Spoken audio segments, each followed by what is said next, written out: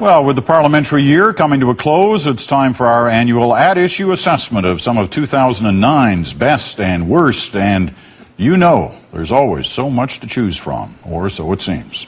Andrew, Alan, and Chantel are all here, and so is His Honor, the best-selling author, host of CBC Radio's Cross Country Checkup, and stalwart of opinion on Thursday nights, the one and only Rex Murphy. That cost me a fortune. It did cost you, and you'll find out later how much. So this is always enjoyable, at least for some people. Most underrated and most overrated politicians. We'll start with the underrated, and let's make them quickly. I'd like to get these both in before we take our first break. Most underrated, Alan.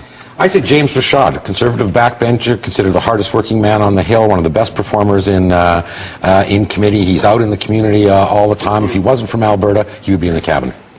Andrew. I'll go with the New Brunswick Premier Sean Graham. I don't think there was a lot of expectations when he came into that job. He looks very boyish, probably doesn't look like what most people imagine a premier looks like, but he has taken a couple of just enormously important and radical steps. One is reforming his province's tax code. The other is this extraordinary deal of selling New Brunswick Power to Quebec Hydro.